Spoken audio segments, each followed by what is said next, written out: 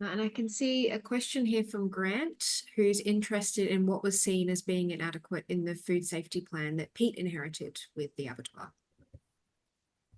Absolutely everything from the first page to the very last page, everything was inadequate. It was, yeah. I have no idea why it was a bin job.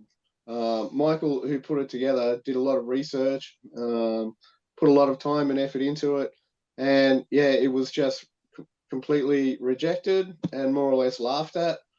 So then Paul and I spent, I'm going to say, in excess of 250 hours going through and redesigning um, our own food safety program, and we sent that off to the DPI. So before they come to do the inspection, they will come and do a pre-inspection so that they can sort of talk you through anything that they want to see different when they come and do the inspection. I guess that's their way of um, um, making sure they have as many people pass without having to issue problems or rejections. So that was kind of good. But I sent them the revised one that Paul and I spent so much work on. They didn't even open it. So their problem was that it wasn't prepared by a what are they called in your someone in your industry who's an expert. It wasn't prepared by an expert in the industry, so therefore the food authority had to analyze and assess whether it was fit for purpose. If we had it prepared, which we did, we got one done by someone in the industry. It cost us a bit of money, but thankfully not a great amount of money because the gentleman was just a dead set legend and understood what we were doing. But as soon as we got that, and believe me, that was so basic compared to the one that Paul and I had done. As soon as we got that, they gave us a stamp on it. They just wanted to be able to pass the buck if anything happened.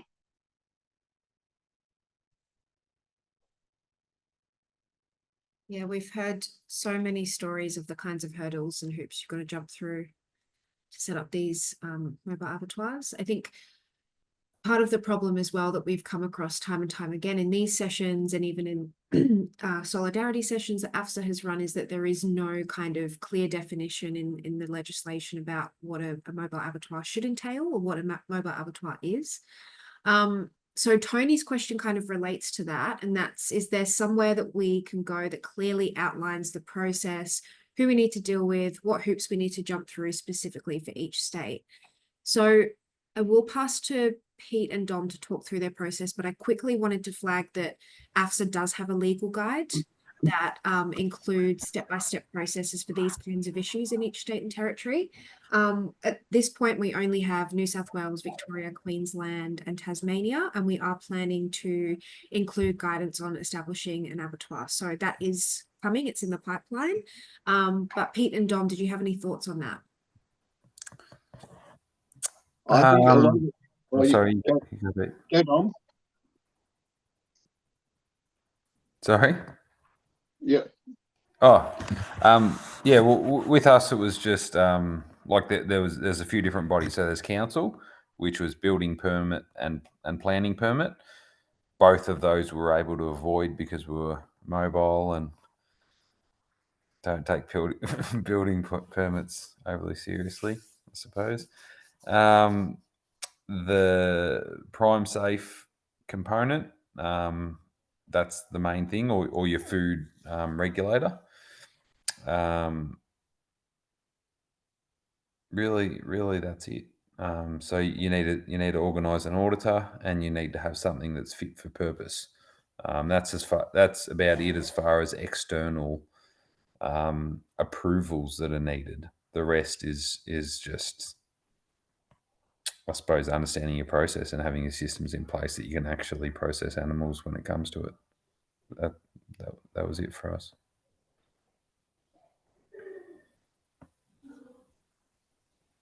I'd say that was the same for us because our abattoir is also classed as mobile. It got around all the council requirements, so that's a pretty important thing. If you can make it so that it I mean, it's our abattoir is by no means mobile, but it is in a shipping container. They seem to like shipping containers because everything's sort of stainless steel and yeah, I guess fit for purpose. Failing that, every DPI or food authority inspector is different. They have different personalities. Each time we've had an inspection, we've had two separate people come along, and then they can have differing points of view and what have you. And obviously, they had differing points of view to the food inspector in Dubbo, who said that Michael's food safety program was adequate. So yeah, I guess just trying to get a gauge on what it is that they're after. I suppose I would.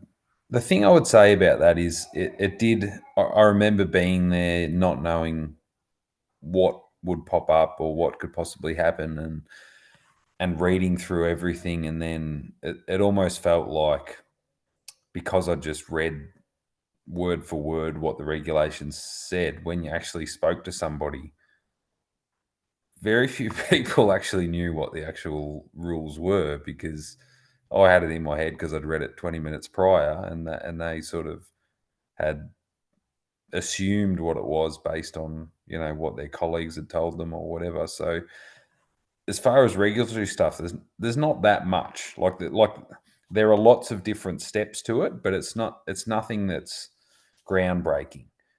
For me, the biggest and me, Pete, you know, Joe and I, lots of people will have. We got a food safety plan that's approved. You know, essentially, you could take that and press Control V and Control F, sorry, and replace it with your name. That's not the headache. For me, the biggest thing is, do you want to run an abattoir? Is it going to be financially viable? How often would you want to do it? And once, you know, if you decide that you need to go down that path, or you want to go down that path, or a group of people want to go down that path, whatever, and the whole thing is the physical asset is viable, then that's when you start looking at regulatory stuff. Before that, it's just this big unknown that will scare people off unnecessarily. Awesome. Okay, we've got another question here from Dave, who had a similar question for Dom around the actual abattoir. So, was the one that you purchased functioning interstate but needed to be completely rebuilt for location because standards vary so markedly between states? Yeah. So we're in a 40-foot container is the short answer to that. I believe that I believe we could get that down to an 8 meter trailer, because there's quite a bit of inefficiency in that. So 40 foot, 12 meters. I believe we could get that down to 8 meters, and on that kill floor is actually, how much time we got? I won't do it right now while I'm talking, but I'll see if I can upload a photo just to show you what it is. But essentially, we have an aluminium checker plate floor, stainless steel walls, so refrigerated container. We have a wall cut in the side with a conveyor belt. It's a V belt, so the animals are held with their legs dangling below, so they can't kick. That was quite a firm animal safety requirement. Essentially, that's the standard, and if you're not going to do that, then prove to us why you don't have to. That was probably the single biggest requirement that we had to have. So we have a conveyor coming in off a race. They'll come in, they're stunned. They fall onto a table, which would take up, the first meter of that 12 meters. Their eye reflexes checked, which is the animal safety aspect of it, because you need to ensure that they're not awake for that process. If they are, you have to have an emergency slaughter process, which for us is a captive bolt gun. If something goes wrong, say if there's a poor contact, particularly with sheep, They then are hung up on their hind leg for about 4 meters. We have a working area that's about 4 meters. Hind leg, they're imagine sort of 3 rows, so they're hung up on their hind leg from here. They're hung. They then the forequarter, and they're hung across the two. They're sort of spread-legged on the forequarter. Then the hind quarter is dropped, so they're hanging from the front. The skin is pulled off. With sheep, that's done by hand, or small goats, that's done by hand. With large goats, that's done with a hide puller, which for us is a little four-wheel drive motorbike winch that we got off eBay for $150. We pull that skin off. Once that's off, we cut the brisket while the guts and everything hang down, and then you flip it back onto the hind quarter, where you eviscerate, you gut, you inspect, you cut the front legs off and wash and send them out the rail out to the chiller. So that entire slaughter meat inspection process takes place with 2 of us in the space of about 6 meters by 2.3 meters by 2 meters high. The 2 of us will do 100 a day in that space. So it's certainly possible. The biggest headache that we have is not our kill floor. It's extremely efficient because of how small it is. Biggest headache we have is chiller capacity, which is the end. So we've added on 2 additional chillers so far, just to take the extra goats and lambs.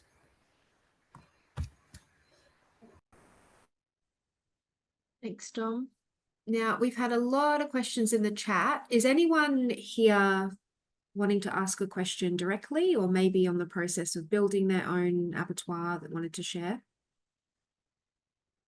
I can see Trevor and Patrick are in here. Anyone? Alrighty, well, I might kind of throw another question to you both, just kind of building on the previous sessions that we've had. Have you considered a collective or cooperative approach to the abattoir? And what do you think the kind of advantages and disadvantages of being self-owned and operated are? We didn't really consider that. Nobody else seemed to have money to contribute at the time that we were starting. And we did get quite a few people who assured us that they would come along and start having us process their pigs once we got up and running. Quite disappointing. A lot of these are our friends in the same industry, regenerative farming and what have you. And I think it was about 3 months before we saw anyone, despite the long drive. So I'm not sure what the hurdle was for them, but eventually they came along. And yeah, now we're processing a lot more. It's by no means a money maker for us. I think that'll change when we get the sheep license. There's still a lot of people in the area, and if we had the okay to do cattle, that would be another big thing for us as well. But we just simply, in a 40-foot shipping container, you do not have the height to do a large steer or something like that. So it would mean redesigning. We've put some thought into how we would do that, and it is achievable. We think for another $50,000 we could achieve that and be able to process cattle as well, but we're just not sure we're ready for that commitment. We'll just carry on and fine tune what we're doing. Yeah.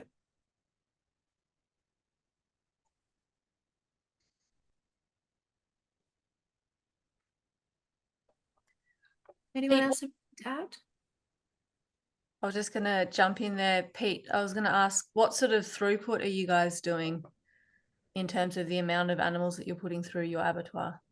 Sort of anything from 15 to 30 pigs a week, and sort of 100 chickens. We only process typically on a Tuesday, and we'll do the pigs on a Tuesday, and then we'll do our chickens on a Tuesday, clean up, and then do our pigs.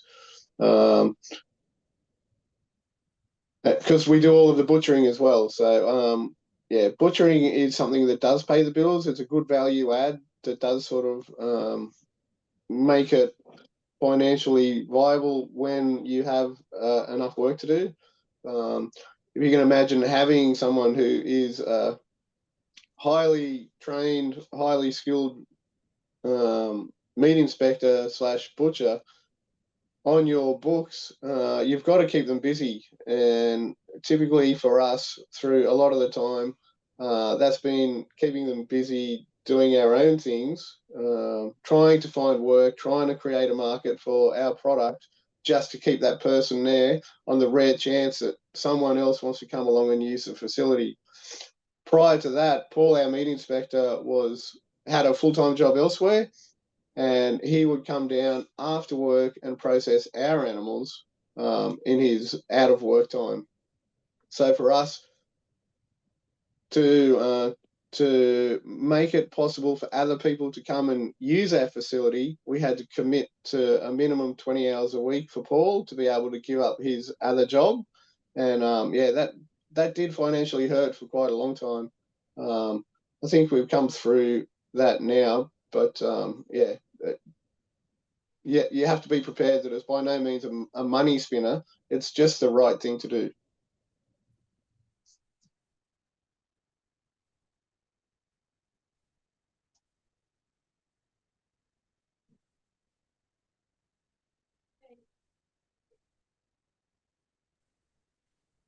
Dave, did you want to ask a question about basic design or access to a kind of blueprint that can be used?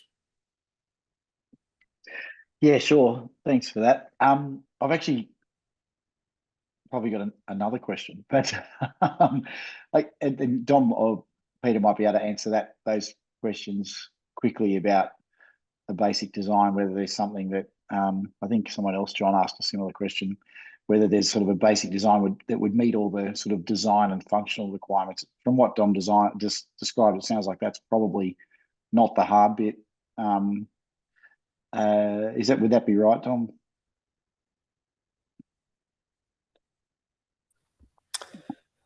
Yeah. Look, to get something that works, you know, like probably three-quarters of the people here have probably found an old rafter in the shed and, you know, hung a sheep off it at some point. You can get something that works, and I suppose don't let trying to get perfect stop you from getting something up and running. We probably spent twice as much time refining little things that'll save 20 seconds than what we did on actually getting something that got us licensed. So, like, for example, I've actually got I've just, is it possible that I can share a screen? Is that, could I do that, Jesse? Yeah, I've just made you a co-host, so you should be able to do that. You should see a little green button that says Oh, share. yeah. Yeah. All right. Oh, hang on. It's coming up, but it's not giving me the options of, it's not letting me pick. Oh yeah, here we go. Yep, share that. So, can you see that? Yep. Yes. Yep. All right, so I just took this tonight just before I ducked off. So what I spoke about before, can you see my mouse as well? Yes. On the right-hand side is where we open up a door, and that's where the conveyor is. Animals will come through onto this table. We have what's called a necking post, which is essentially just we've got a little post sticking up out of the ground for their necks to bend around and their throats are cut. We have a knife sanitizer here and back over behind me where this hose is. So you need to have a knife sanitizer. That's a firm requirement against where necking happens, where the throats are cut, and over where the sort of slaughtering and evisceration happens. So this this first knife sanitizer doubles as a necking / the start of slaughtering. The other one is evisceration and meat inspector knife sanitizer. From that table, they are then hooked up onto a rail on the right-hand side. They're then in this center rail that's on a hydraulic cylinder that comes up and down.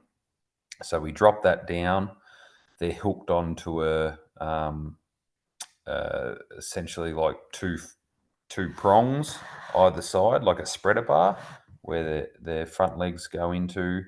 They're four-quartered, and then you drop the back legs down.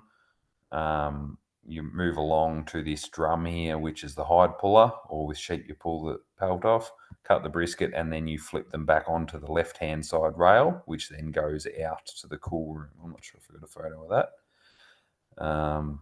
Hang on, I'll skip over. Yep, so that's the rail out to the cool room with a scale on there.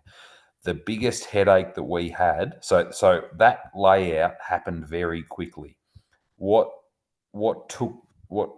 the biggest headache we had was that when I drop them around, I used to end up with these metal hooks, which are the 4-quartering hooks in my hand, or I'd sit them on benches or whatever.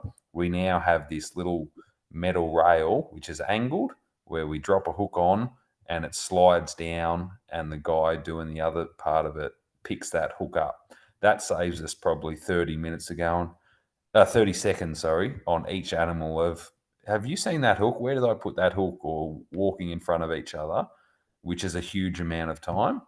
This is a rack for, storing hooks. We've got other racks for storing the stamp. There's just so many efficiencies. So, if you build something where you can process a sheep in an hour and you're licensed, there's a good start.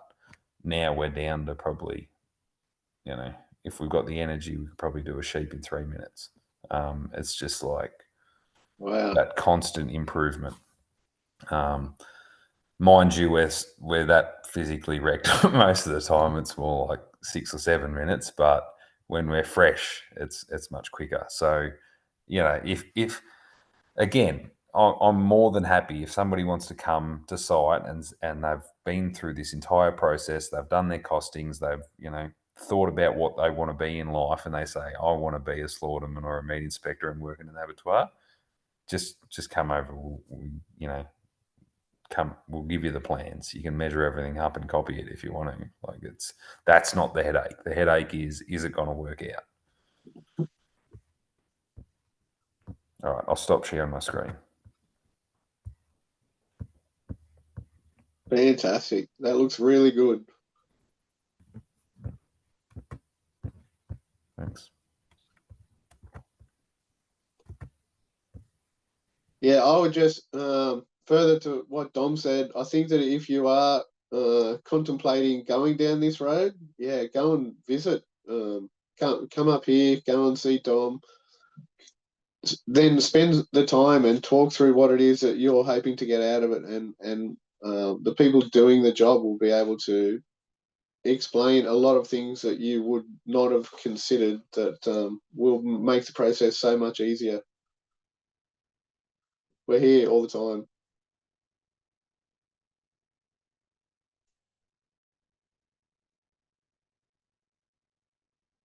Grant, do you have a question? Yeah, hi Dom, hi Pete. You've sort of alluded to it a bit, but scale is obviously, I don't mean the number of animals, I mean the size of the animals that you're killing is obviously key to a lot of this design. So you're working with sheep and goats, obviously exclusively, Dom, but Pete, you've got large pigs especially. Obviously that has a big impact on the design and the way you handle those animals.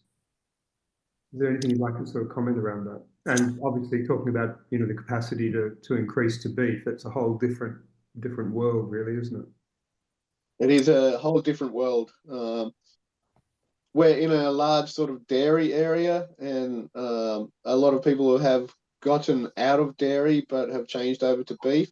And Fredericton, which is where we take our beef at the moment, they do a terrible job. We grow our beef out to 5 years. which is quite a long time to get exactly what it is that we're after, and then sending it up there and seeing what we get back is sometimes heartbreaking. So I don't think we would ever have the ability to do ours on farm, but Fredericton is the only option we have to be able to do ours. They won't do ours unless we book them in through one of their existing customers, because they're already at capacity, so they're not taking on any new customers. And Wingham Beef Exports, which is, I guess, the same distance away from us, they won't do large animals. So, and Wingham is also trying to discourage people from taking their home kills there. So last year they put the price up 3 times to try and discourage people. I recently heard from one of the locals in town. He got charged $2,000 for someone to come out and do a home kill on his farm. I don't know if he didn't look into it or what, but he got charged $700 for cool room hire, so they could hang the beast in the cool room for 5 days. And all up, it cost him $2,000 to have his own animal broken down on his farm. So if it keeps going that way, home killing's not an option. Yeah.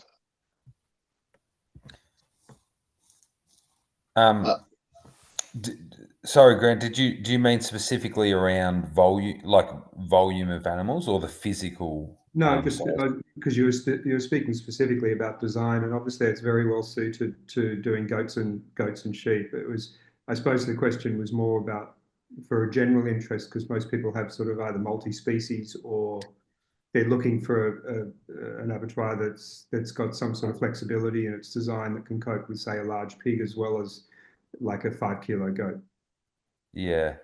Or a chicken. I don't know. I suppose.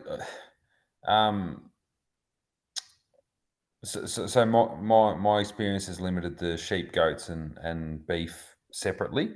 So I suppose the only thing I would say is that the biggest variance between the sheep and the goats, for example, is if we were doing nothing but sheep, I would have a slightly different height of rail. And I'd probably have, probably slightly different spacing on the rails, just to maximize how many carcasses you can fit into the chiller. So very minimal changes. I'd probably be, and if you had the space, like we're talking about, a few $100s worth of steel in those rails. So if that's something that's really important to you, I'd either have a large enough space where you can have different lines that you can quickly, have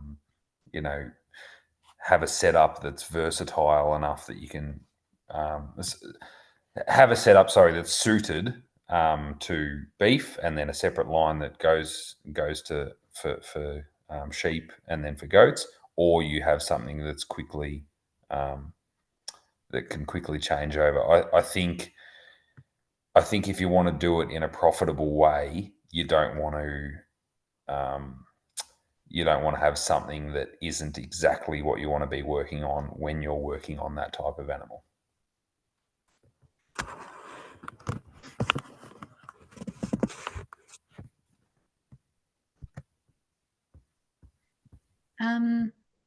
I've got a question for either of you as well, just before I head off, just around, you kind of mentioned these abattoirs are mobile, sort of, in theory. Are there advantages in your view of being mobile versus fixed, or disadvantages? Just curious about that. There's a bit of debate in the industry around mobile versus fixed micro abattoirs.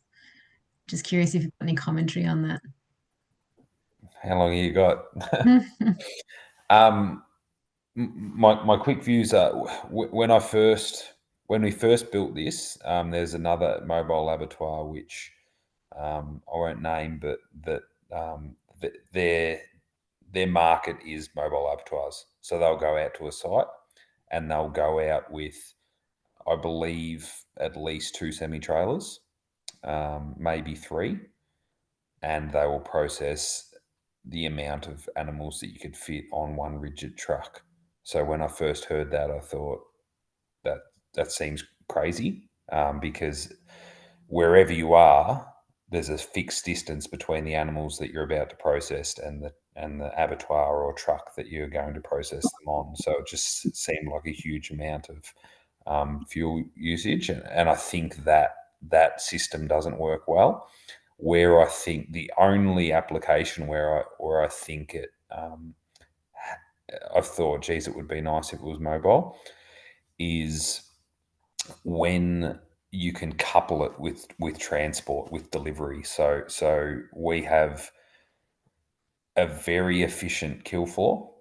I don't think there's much we can do to make that faster, but what we can, one day we spend a whole lot of time filling a chiller and thinking, geez, this is efficient. And then the following day, I will load out carcasses and drive around the countryside in an extremely inefficient process, which nobody wants to pay for because they think it's just driving around, even though it's in a registered prime safe vehicle, all these sorts of things. So if there were customers where you had a certain volume, if they had boning rooms on site, if they were near their butchers, all these sorts of reasons where they're not, for example, driving 2 hours over to us and then we're driving an hour and a half back, that is where it would be suitable, and biosecurity. If there are, for example, we would not take external goats on our site. They're the main instances. So horses for courses, but I don't think across the board mobile is the way to go. But it certainly would have its applications. Ideally, it would be in a situation where you could tow it behind a car rather than multiple trucks. Thanks, Dom. Pete, do you have anything to add to that? Yeah, look, I agree there with Dom. It's just mobile abattoir is really just a label that's given to the abattoir. There's nothing mobile about it at all. It's just to get around. The council don't want to know anything about it. The less they have an input, the happier they are. Otherwise, it's just something else they have to regulate. So if you can get it passed as a mobile, that'll keep the council happy. They don't need to do anything. Yeah.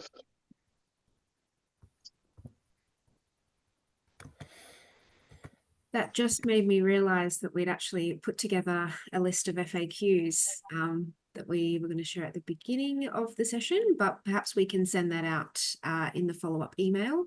And that does have some information about the kind of difference between fixed versus mobile abattoirs. That's been something that's come up in all of the sessions so far.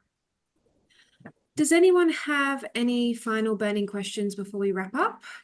Just one more, Jesse. Dom, do you want to talk a little bit about what you do with effluent and waste? And I know you'll be below the EPA guidelines, so it's probably used on farm compost. But do you want to just talk a little bit about that? Yeah. Yep. So yes, it is farm compost. So because the goats are mainly shedded, we have. The last time I looked, we had something like 8,000 to 10,000 tons a year of manure and bedding. We have, if we had a big week, we might have, say, 4 ton of guts and everything. So we're talking, every week 200 tons per year. So we put that on the compost pile. It's not a big impact. I really would like it to get it to a point where it was actually a saleable product, or certainly it's managed quite well as far as biosecurity, as far as pathogen management, but it'd be good. It's mixed. It's very high nitrogen mixed in with stuff that's not so good, so it'd be good to better manage that.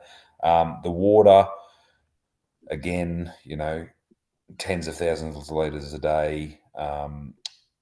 we would probably use 500 litres on a big day. So yeah, and mainly water with a bit of blood mixed in. So not a major issue at all. And you already had good water supply anyway, so you didn't have to worry about that. Yeah, the biggest thing was with water is it wants to be potable water. So the way we do that is with chlorination. So we just check free chlorine, and that ticks that box. But yeah, we got a very good supply of water, so that's fine.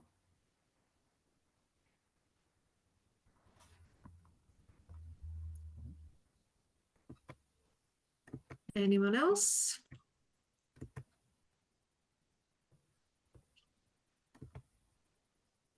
Alrighty, well, if no one has any further questions for tonight, then we might wrap up. Christy is going to share Dom and Pete's details if anyone wanted to get in touch with them directly, if they do have any kind of follow-up questions after tonight's session. I wanted to say a big thank you to Dom and Pete for joining us tonight. It's been incredibly illuminating, as all of these sessions have been. Fantastic to hear about the different ways that producers are tackling this issue. We've obviously looked at the farmer-led collective model and now the on-farm model. So as the campaign keeps going, we're going to keep rolling out more of these webinars. If you have any suggestions for what you'd like us to cover next, please feel free to get in touch. Christy, Jody, did you have anything else that you wanted to share before we close? No? No, I think we've covered everything. I'm just popping in these details now into the chat. Okay. Yeah, and just to reiterate, if you want access to the Meat Collective Starter Pack, which includes the building design for the Jonai Abattoir, you can access that through an AFSA membership. So Jody has shared those details in the chat tonight. I might just pop a link in as well. And that's an easy way to kind of get a blueprint to get you started. Awesome. Alrighty. Well, it was wonderful to have you all here. Hope you have a lovely evening, and we'll hopefully see you for the next session. Take care, everyone. Thanks. Bye. Thank you. Thanks, everybody. Thank you. Thanks so much.